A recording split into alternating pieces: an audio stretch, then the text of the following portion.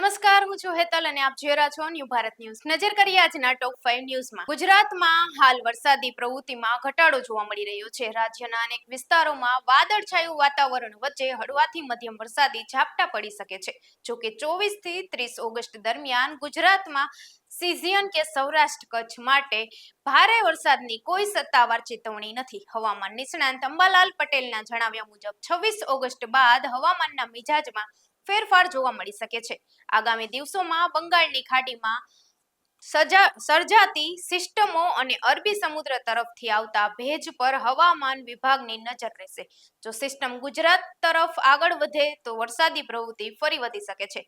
હાલ ભારે વરસાદની આગાહી કરતા સ્થાનિક ઝાપટાની શક્યતા વધુ છે. ભારતીય રેલવે ક્ષેત્રમાં મહત્વપૂર્ણ સિદ્ધિ હાંસલ થઈ છે. વેસ્ટર્ન ડેડિકેટેડ ફ્રેટ કોરિડોર પર પ્રથમ 1.3 કિલોમીટર લાંબી ડબલ સ્ટેટ કન્ટેનર ટ્રેનનું સફળ પરીક્ષણ કરવામાં આવ્યું છે. આ ટ્રેન મુંબઈના જવાહરલાલ નહેરુ પોર્ટથી વડોદરા વરણામાં કોનકોર ટર્મિનલ સુધી દોડી હતી. ટ્રેને જીએનપીટી થી વડોદરા વચ્ચેનું 422 કિલોમીટરનું અંતર સફળતાપૂર્વક પૂર્ણ કર્યું છે. આ સિદ્ધિથી માલ પરિવહન ક્ષેત્રે રેલવેની ક્ષમતા વધુ મજબૂત બનશે. દેશના રેલવે ક્ષેત્ર માટે આ મહત્વપૂર્ણ પગલું માનવામાં આવી રહ્યું છે.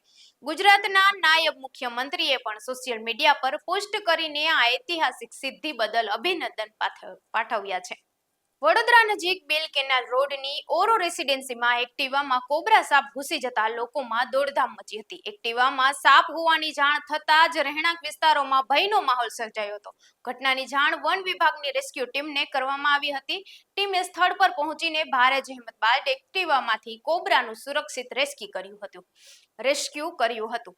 રસપ્રદ વાત એ છે કે શ્રાવણના સોમવારે સાપ દેખાતા એક મહિલાએ તેને નાગ દેવતા સમજીને પગે લાગી હતી. જોકે બાદમાં સાપનું સફળતાપૂર્વક રેસ્ક્યુ થતા સૌએ રાહતના શ્વાસ લીધો હતો. સમગ્ર ઘટનાનો વિડીયો પણ ચર્ચામાં આવ્યો છે. સુરતથી મોટા સમાચાર સામે આવ્યા છે. રાજ્યસભામાં સાંસદ ગોવિંદભાઈ ધોળકિયાની એસઆરકે ડાયમંડ કંપનીને ધમકી ભર્યા ફોન કરીને 25 લાખ રૂપિયાની માંગ કરવામાં આવી હતી. સમગ્ર મામલે કતારગામમાં પોલીસે તપાસ હાથ ધરી હતી. તપાસ દરમિયાન પોલીસે પૂર્વ કર્મચારી વિજય દિલીપ દેસાઈની ધરપકડ કરી છે. પોલીસના જણાવ્યા મુજબ આરોપીએ શેર બજારમાં થયેલા દેવાના કારણે ટૂંકા રસ્તે પૈસા મેળવવા માટે કંપનીને ધમકી આપ્યાનો દાવો મળ્યો છે.